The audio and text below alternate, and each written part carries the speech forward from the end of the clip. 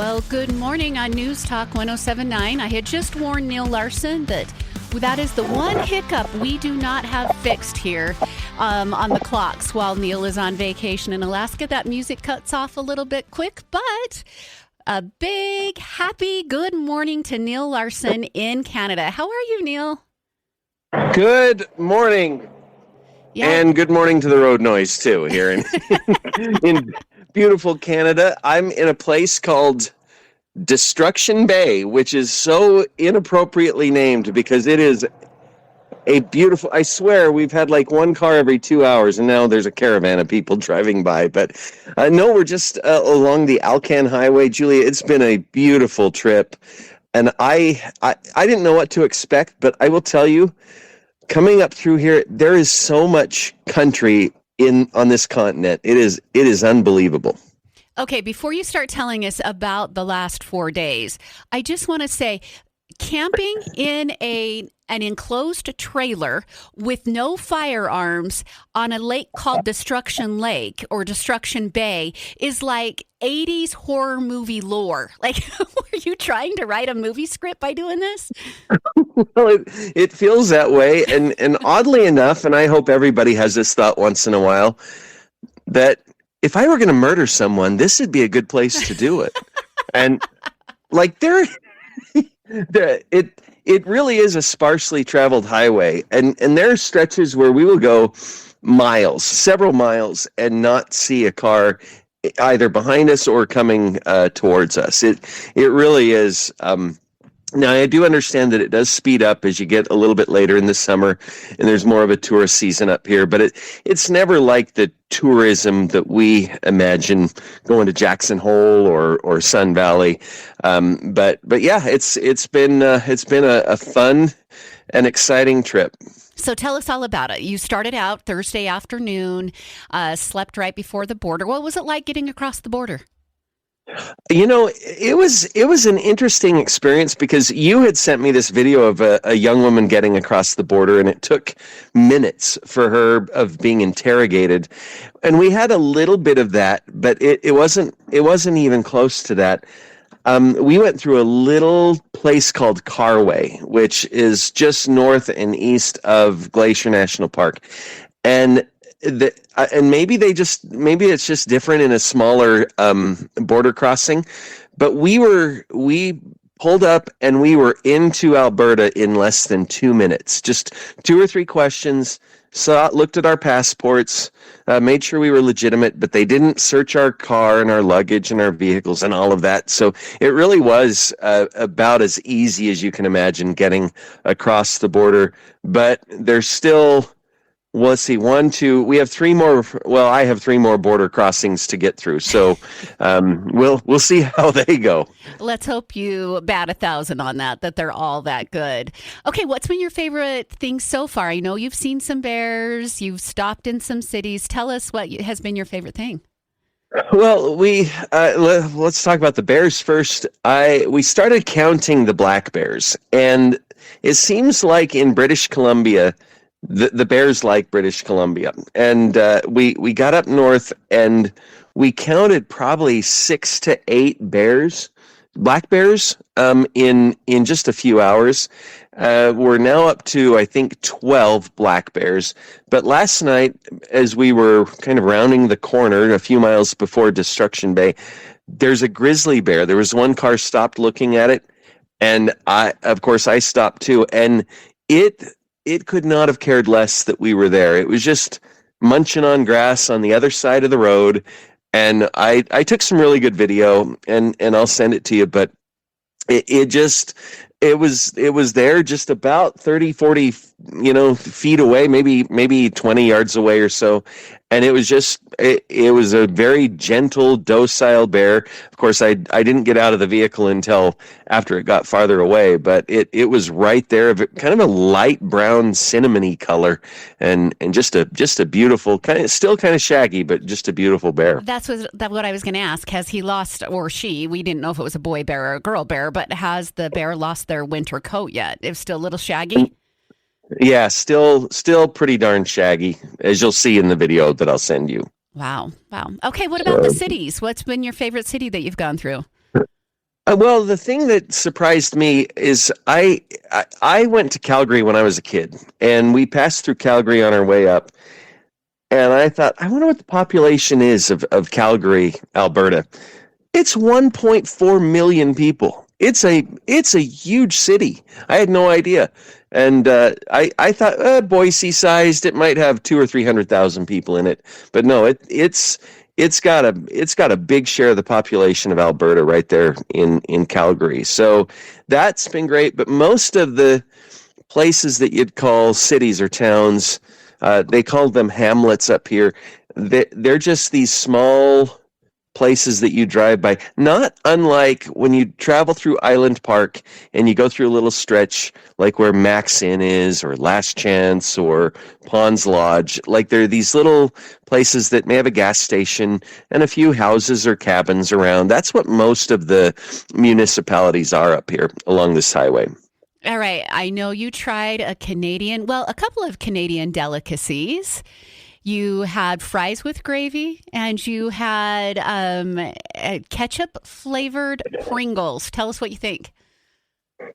Uh, so yeah, the first one, and many of our listeners probably know this, but it's called poutine, Uh-huh. which I'm like, they should have consulted with me when they were deciding what to name that food. I wanted you I to wouldn't say it. na- I wasn't going to say it. I would never want the first syllable of my food to be poo. So I I would have come up with something else. But anyway, it was fine. Like it was these chunks of, I don't know if it's mozzarella with gravy with fries. And so it's good. There's certain foods that are more likely to give you a heart attack that you say it's worth it. I wouldn't say it's worth it. Okay, you On told me poutine. 6 out of 10. Yeah, but if you're eating gravy and cheese and fries together, it's got to be a 9 out of 10. Uh, So there. And again, I'm probably offending people who absolutely love poutine, but yeah, not so much. And then what was the other delicacy or the other food? The ketchup flavored chips. Oh, yes. Okay. I'm a fan. Like when I first had it, I'm like, okay, this is okay. This is 6 or 7 out of 10. But now, especially after trying the Pringles version of the ketchup chips up here, it's more like an 8 and 9 out of 10. They're very they're really good. Oh, Really good for good. you. Good. I had Yeah. ketchup flavored chips before. I had a Canadian roommate when I was in college, and so I had tried those. That was my first introduction also to salt and vinegar chips because she brought those after, I think she went up there during the semester and came back. I don't remember for what holiday. And it might have been Canada's version of Thanksgiving, which is earlier than our Thanksgiving, but she brought those back, and that was my beginning of falling in love with salt and vinegar chips. And I remember the ketchup chips, and I was like, "Oh, these are pretty good. They're okay." So I'm glad you liked them. All right, how much further do you have to go? Well, we the map app tells us we have about 10 hours to go, but we looked there's a whole very active Alcan highway community online. And they said that there's a stretch where you get these frost heaves and you have to slow way down, especially if you're pulling a trailer like we are. And so we're planning on probably 11 or 12 hours to get to Anchorage area today. So we've got another full day of travel. We've been going probably 14 hours a day or so, kind of depending on the day. And so it'll be maybe a little bit shorter, but it's going to be this evening by the time we get to our destination in Palmer, Alaska. And are you back into full cell service? Because I know a good share of yesterday you were not in cell service at all. Yeah, we were in kind of a data black hole for most of the day. From here on out, it's hit and miss. And so I think as we get closer to Alaska, you get more population, and based on the Verizon coverage map, it looks like we're going to have more frequent data. I think we'll probably go through another area where we won't have data for maybe 2 or 3 hours, but it's not going to be anything like yesterday. Yesterday was and it's a weird feeling when in ways good, but it's also a little disconcerting to just not have any data at all, no way to contact anyone if there's a problem, and so it I guess it is comforting, and I don't know if that's a good thing or not, but it is comforting when you see those bars on your phone. I'm really glad that you made the trip with someone the first time, because in just a few days you're going to turn around and make the trip back alone in a car. So you'll be in that data black hole all by yourself for a little while. So I'm glad at least you've been through it one time to kind of know how long it is and where the stops are and everything. Have you had any close calls with having enough gas from getting place to place? No, I think Steve, my buddy I'm traveling with, said it best last night. He said, you could run out of gas, but you'd have to be pretty stupid to run out of gas. So okay, I no jokes to be made right now. Like if you're paying attention, you can always keep your tank above a quarter of a tank. Like there are a few stretches where you'll go, oh, I don't know how many miles because everything's in kilometers up here, but you'll go a ways. And you'll be like, okay, I'm gonna stop here and top off. And what that means is you're probably gonna pay more in a little remote, tiny hamlet somewhere. And we did make one stop where the gas was insanely expensive, so we just got enough to get us to our next larger destination. So, well, great. Well, thank you, Neal, for joining us. We are very grateful that you've been safe so far. I hope that safety continues. Is there anything else you wanted to tell us before we hang up with each other? No, I miss everyone. If you ever get the chance to take this trip and hop in a car and take a few days and travel the Alcan Highway, absolutely do it. The scenery is indescribably beautiful. It is. The route we took, we came up through Banff and Jasper National Parks. It'll take you a little bit longer to go through that, but it is breathtaking. I would say, gosh, probably 200 miles, maybe more. Every turn it is a new mountain range and peak that is just stunningly beautiful, and I just would encourage anyone who gets the chance to take up this opportunity and come and see this part of the continent. Well, good for you. I'm so glad it's been wonderful so far. All right. We will check in with Neal again as time permits, as he continues his trip up through Canada and then to Alaska and back. Thanks, Neal. Good luck. Thank you, Julie, and thank you, everyone. I miss you all. All right. Let me know what you think about Neal's trip or any questions that you have. You can text me on the Stones Automotive Group call and text line. That's 208-542-1079. And coming up next, we have got Bill O'Reilly and Wall Street Journal on News Talk 1079. Yeah, I'm here. I just didn't know if you had turned down my slider, so I didn't want to say anything. Can you hear me? All right, we're back on the Neal Larson Show. I'm Julie Mason, and I'm joined this hour by Bill from Wealth of Health. I started thinking this morning, Bill, I don't even know if people know your last name. It's Bill, and then the last name is from Wealth of Health. It's classified, yeah. Well, great. How are you this morning? I'm great. I just worked out, so, got my endorphins going. Good deal. All good, yeah. Good deal.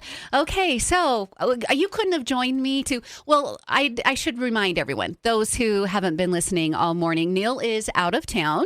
He's on his Alaska vacation. He did join me last hour. He is still in Canada, almost to cross over into Alaska, stayed at a place called Destruction Bay overnight, and I said, that's not a good omen, but go right ahead, do you, while in Canada. Nothing obviously happened overnight. Yeah, he seems to be all right. Yeah. So I texted you last week, said, hey, you want to join me? You said Monday's the only day you could do it. You're about to leave the country for a little bit. Yep. So I said, I will snag you for Monday. Let's get you on. And so thank you for being here. Yeah, it's my pleasure. And I could never fill into Neal's big shoes. Maybe his bathroom slippers I could fill in. And just a disclaimer, if I say something inappropriate as a non-professional radio head, Neal gets to pay the FCC fine. He will. Okay. He'll cover it. Yeah. Because he signed off on this. He said you could be on. So it's his liability. His prerogative. Okay. Yeah. Well, let's talk about what happened over the weekend. The Ukrainians had been planning this attack on Russia for months. Like some people are saying longer than a year. They had over 100 drones. They smuggled them in on, there were trucks with these mobile fake cabins on them. Mm-hmm. Then when they executed the whole entire operation, the roofs to the cabins opened up like you would see in a movie. Like a missile launcher. Yep. Drones flew out. Yep. And the attack began. So tell us this is obviously near and dear to your heart. So give us your opinion on this attack. Right. There's so many angles to address. Number one, not a single Ukrainian was involved in this. They contracted Russian humans, Russian vehicles. They worked with the Russian truck rentals. So the depth and the planning, the strategic planning for this operation is incredible. Mm-hmm. I've been to one of the airfields that they bombed right outside of Vladivostok. It's the base of their strategic bombers, B-1 bombers. So they reached into the Far East.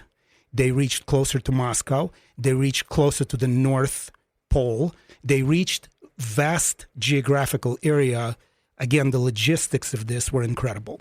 So that's number one. Number two, think about when we used to have these conversations in 22, right after the war started, and Will and I were traveling in there. And I've mentioned many times, you probably have it recorded here, that if the Europeans and the Americans loosened up the limits on what Ukraine can do and give them the right tools, this thing would have been over a long, long time ago. But somebody wanted protracted, long-term conflict, drip, drip, drip, drip, drip.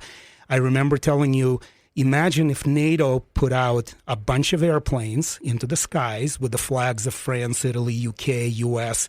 Putin wouldn't have dared shoot those, and those planes would have just given cover to the Ukrainian territory to prevent these bombers and prevent the missiles being launched. So why did it take 3 years for UK and Germany to say, we have no more limits anymore on how deep Ukraine can strike? This just happened this weekend as well. So you start looking at this, and it's, again, disgusting, dirty politics that are playing with hundreds of thousands of people's lives. And most of those people's lives are civilian lives. I still communicate with, we call them our girls, from Poland. They went back to Ukraine.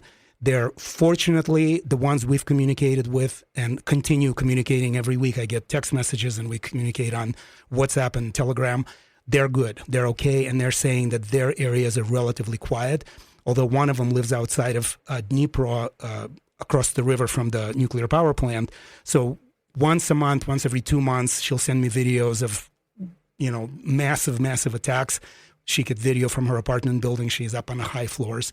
So it took 3 years for whoever decided to loosen up the controls and the limits on what Ukraine can do to retaliate. And the Ukrainians took out the bombers and the missile sites and launches that are attacking their civilians.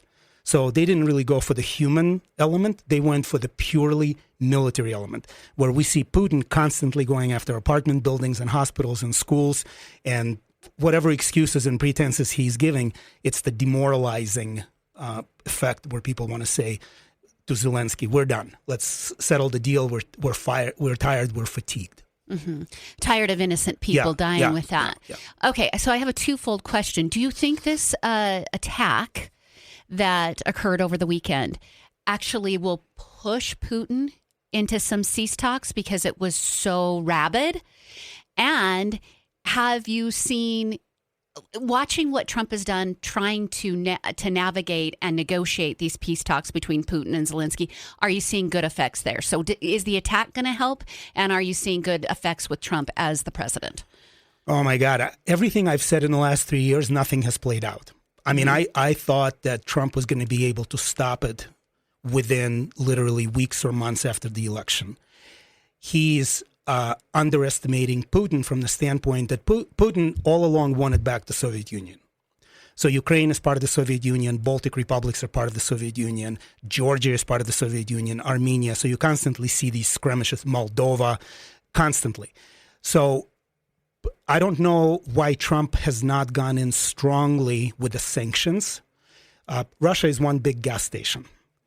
Shut off the flow of oil or drop the price of oil, and he can do that together with the Middle East.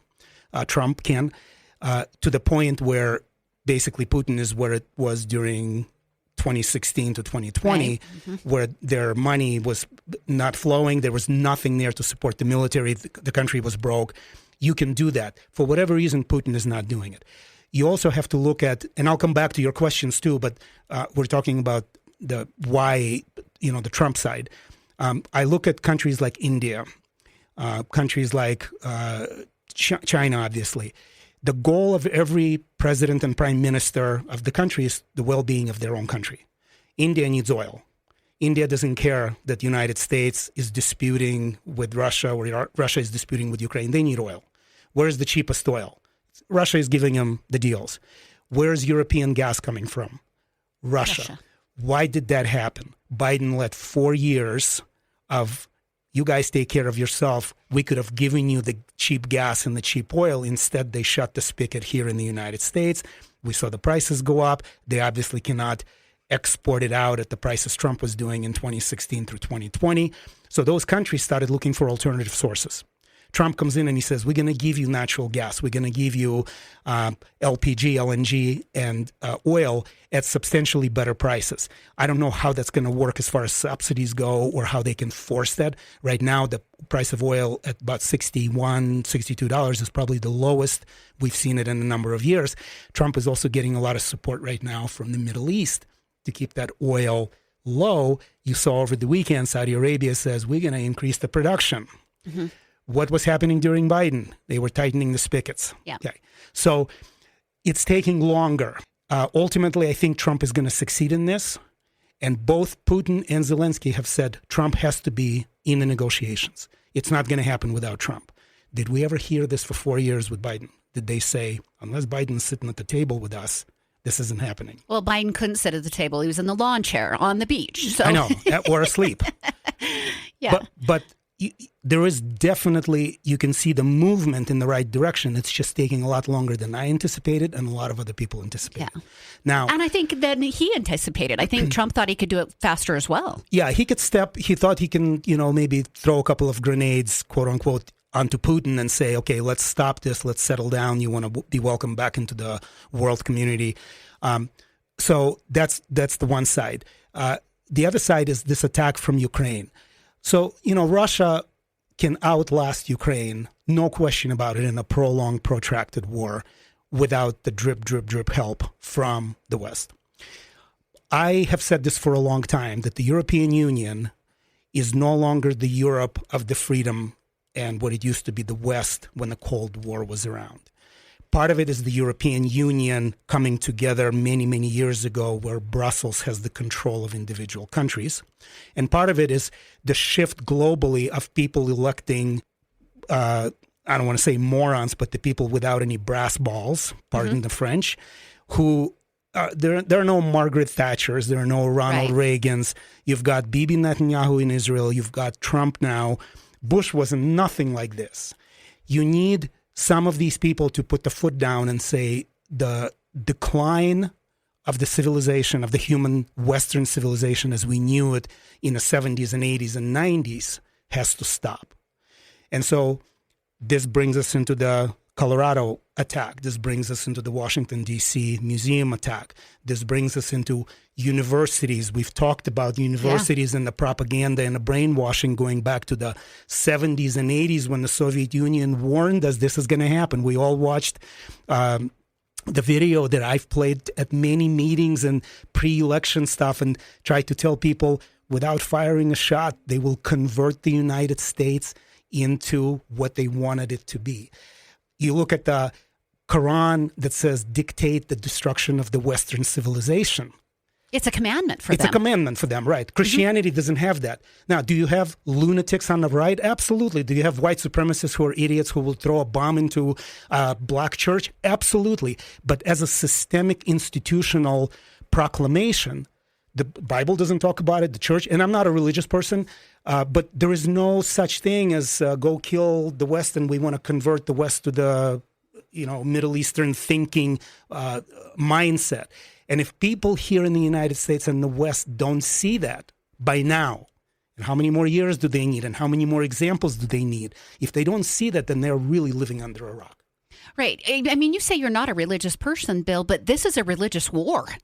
Absolutely. And Ukraine and Russia has religious, not to the level that Israel and Hamas have, but all of these things have a portion of this deep core belief, their foundational beliefs, and that's why they'll die for what they're doing. Yeah, the Ukraine, Russia, I would disagree because there's no religion playing in. It's not different denominations of the religions. You've got, again, Putin wanting Soviet Union back as a bloc. He cannot tolerate being the former KGB agent and being part of the Soviet Union. He cannot tolerate these separatist republics all standing on their own and a lot of them leaning towards the West.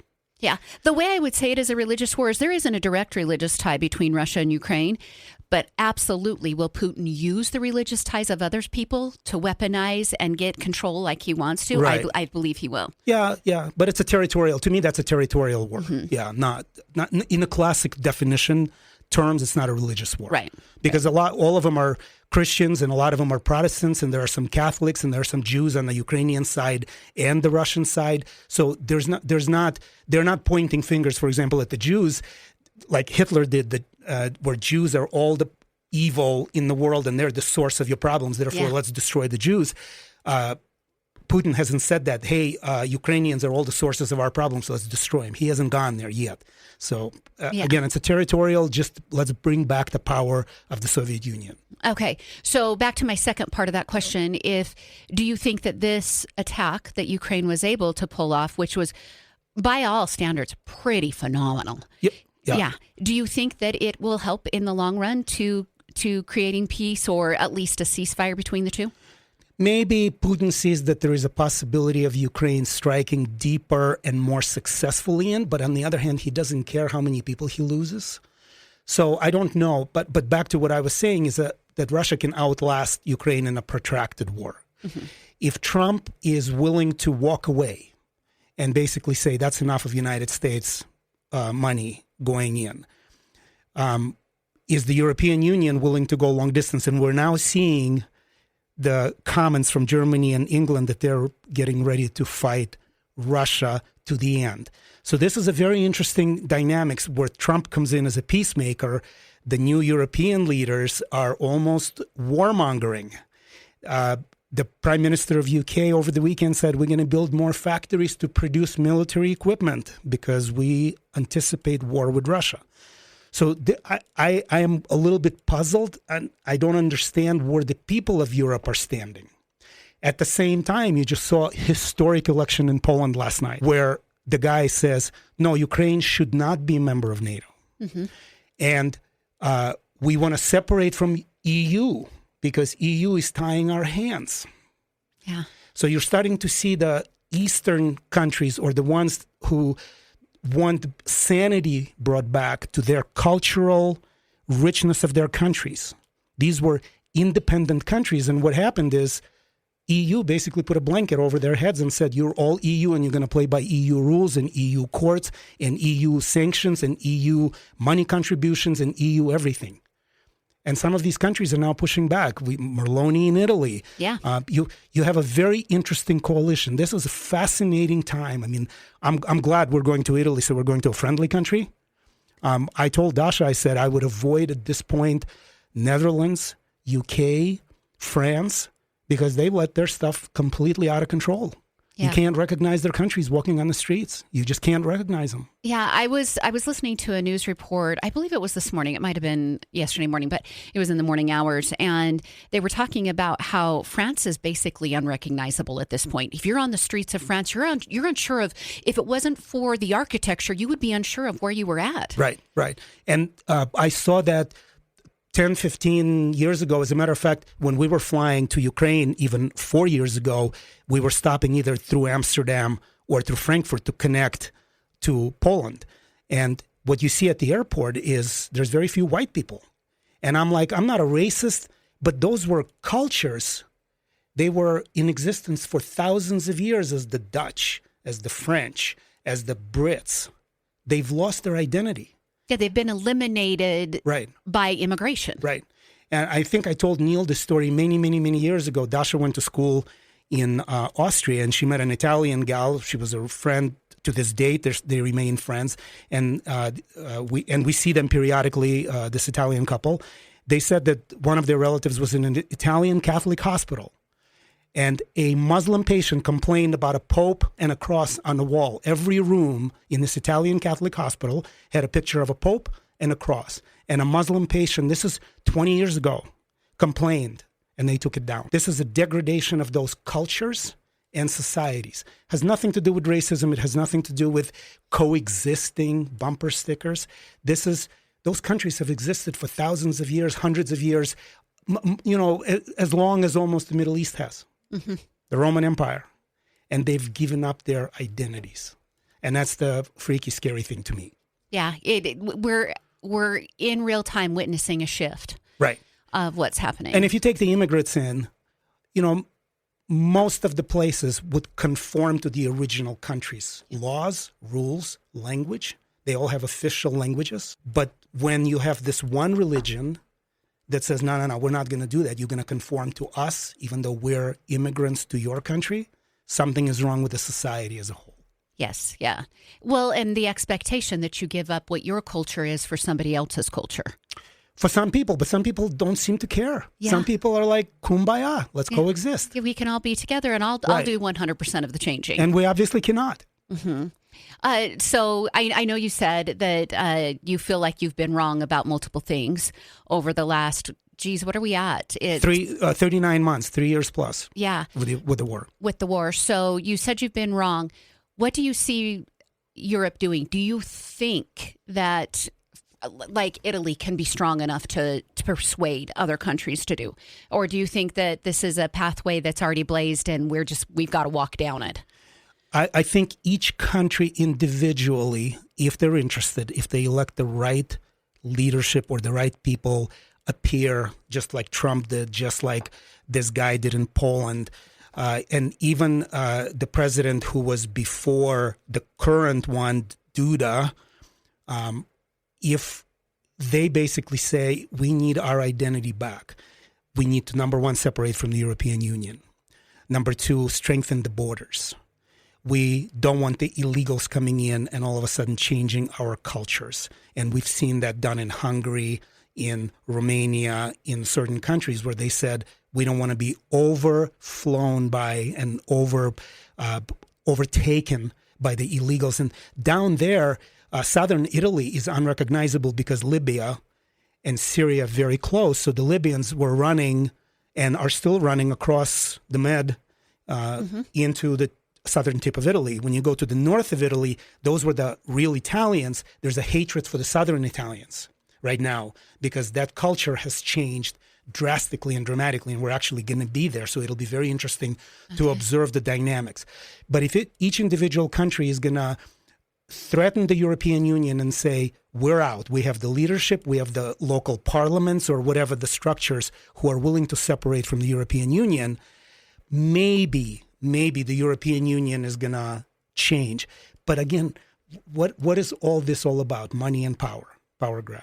You've got unelected bureaucrats in Brussels controlling 39 countries of the European Union. They're making decisions for the Belgians, are making decisions for the Polacks and for the Czechs. They have very little in culture. They have nothing in culture. One is a Slavic country, one is a German country, or Germanic. One was built on the French history. One was owned by Russia and Ukraine on the border. I mean, they're completely different entities, and they're all under this one umbrella. And I was against the European Union from day one, and this goes 20 years back.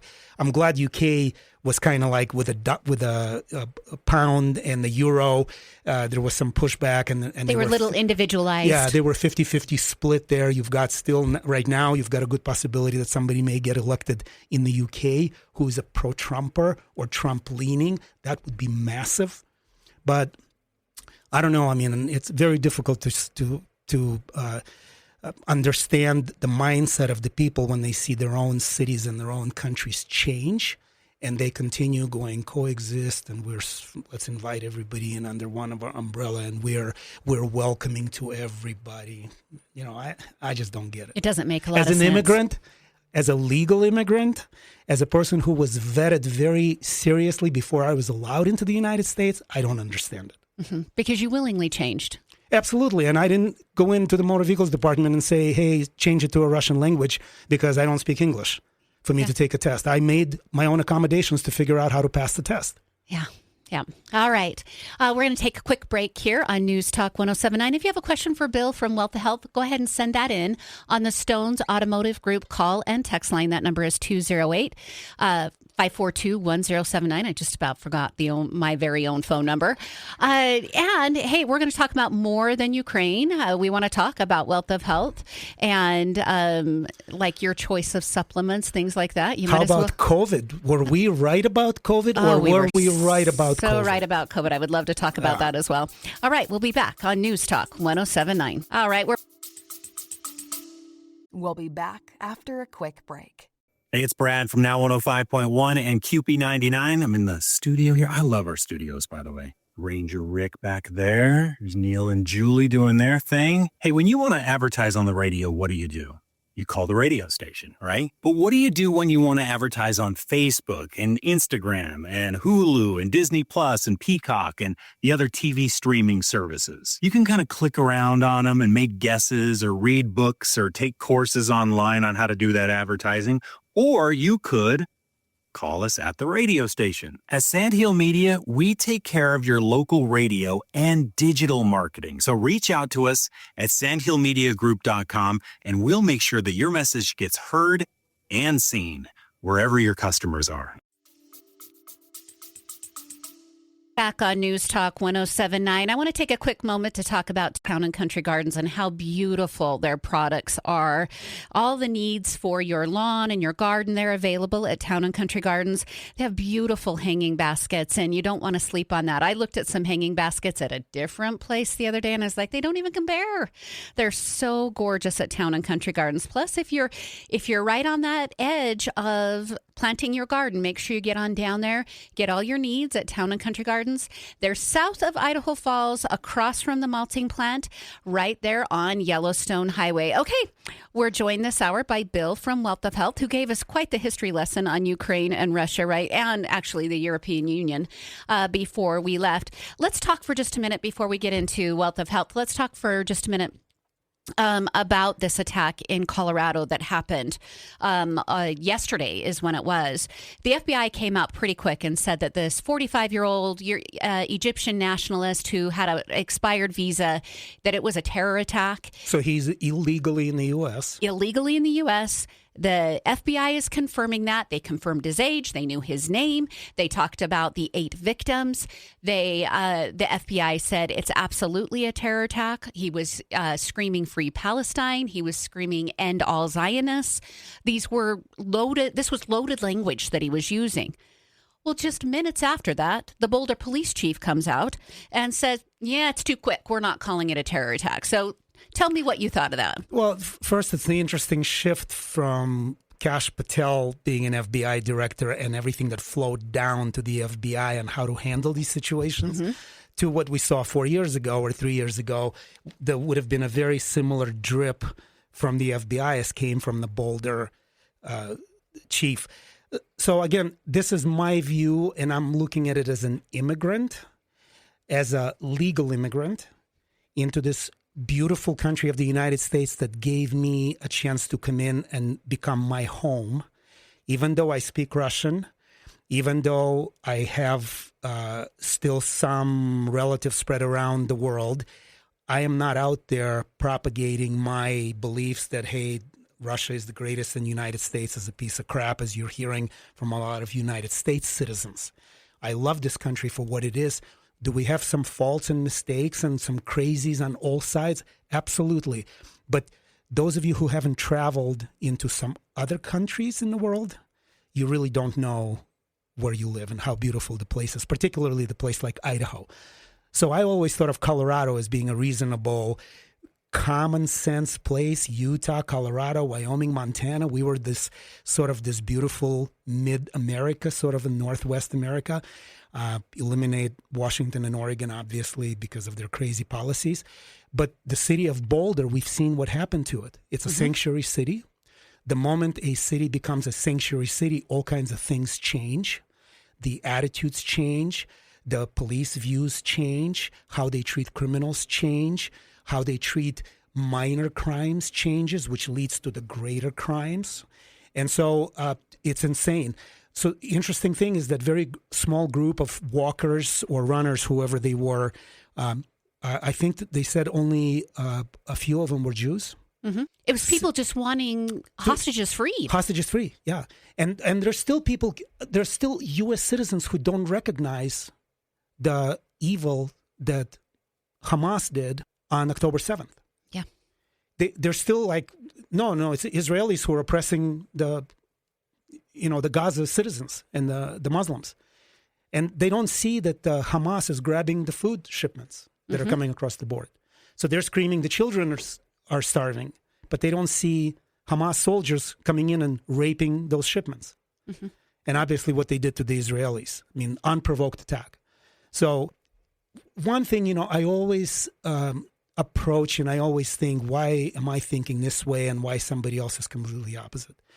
We all have our views and our opinions, and our opinions are worthless because they're like dog crap. They're free and they're everywhere. But they're based on our experiences. They're based on our family and your parents bringing you up. And certainly I have experiences that a lot of people don't, from being born in a totalitarian controlled Soviet Union to seeing religious minorities oppressed by the white Russians.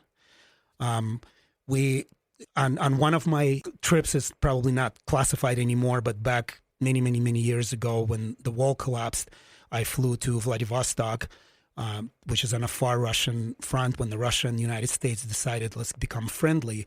And so we had an exchange trip with the Navy, U.S. Navy from San Diego, and Russian Navy came to San Diego, and we did this exchange.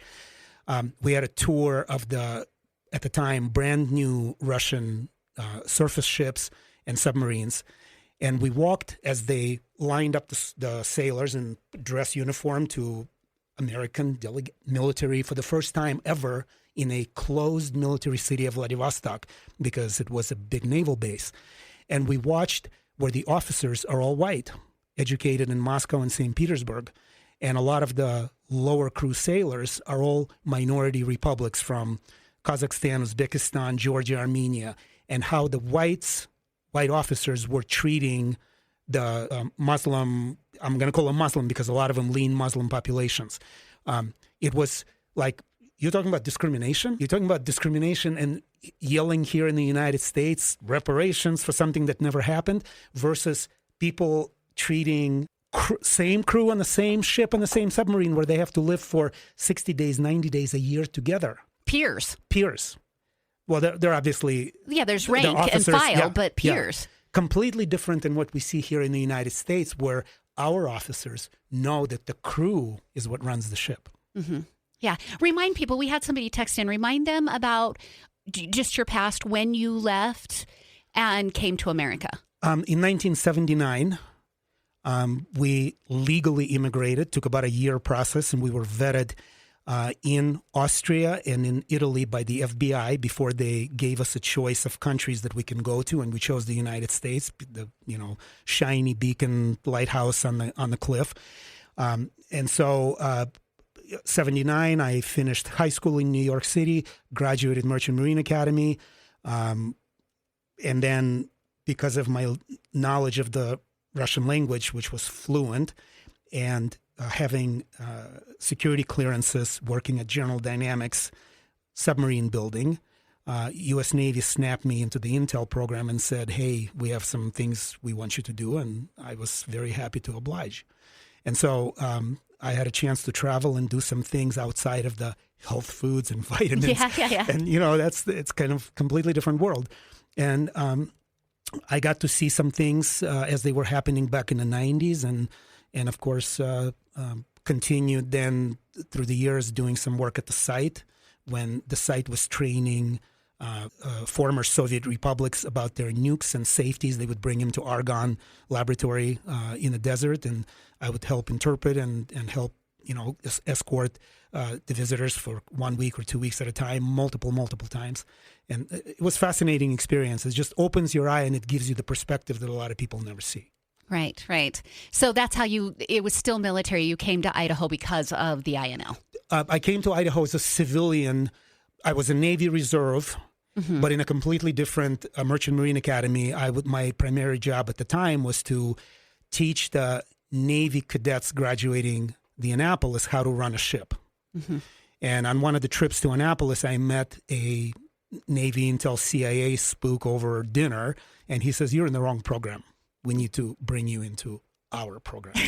And so I said, okay. You got lured away. Yeah. I said, okay, let's talk about it. And let's do it. Yeah. And now you sell vitamins and health supplements in East Idaho. But fortunately, I'm connected and I have a lot of friends who keep me up to date. This Ukraine strike was interesting because I was hearing from people some of the logistics of what the news was breaking a couple of hours before. It actually came out. Before it came out. And I'm like, are you kidding me? They were able to do this with not a single Ukrainian citizen crossing the border or pulling the trigger. I mean, that's phenomenal. It's pretty phenomenal. They found the Russians.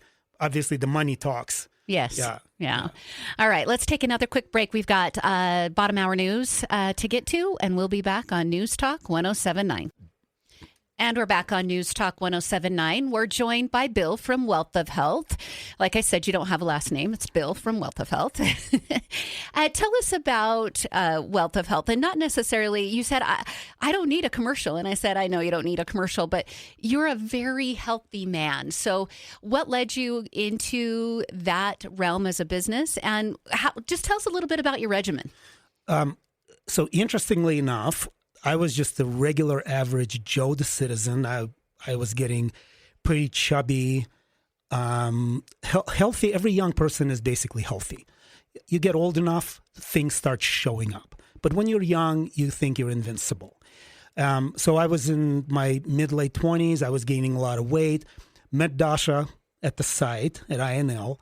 And she's the one really who pushed me into the healthy lifestyle. I don't know where I would have been if I hadn't met her, if I met some Russian gal from New York City, like another immigrant, probably overweight, pasty, white person, not physically active.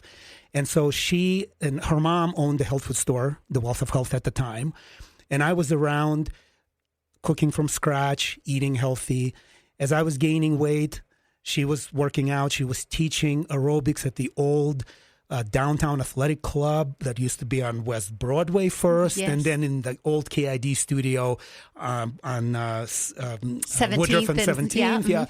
So she is the force behind me because she's a little bit older than I am, and I look at her and I say she's in the 1 percentile, maybe top 5 percentile for overall health and physical. Oh, she looks great. Yeah, thank you. And she works at it very, very hard. But it comes down to eating. Eating is 80% of the success overall of your health, of your physical, of your mental. We're at the gym 5-6 days a week. We cycle a lot. We cross-country ski in the winter.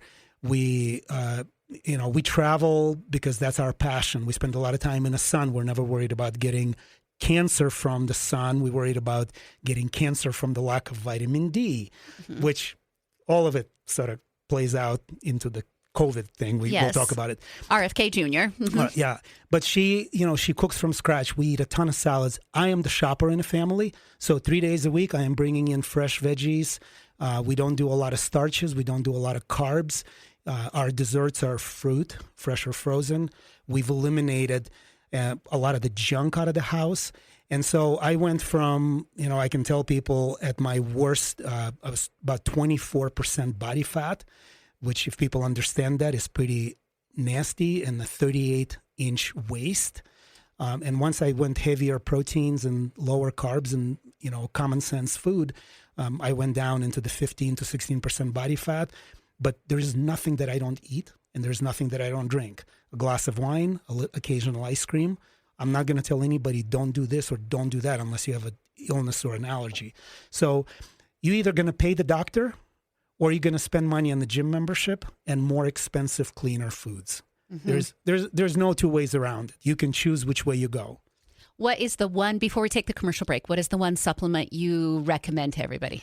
So I personally live on curcumin turmeric extract because I've had my shoulder redone, I've had my knee redone. I do not touch ibuprofen, Tylenol, Advil.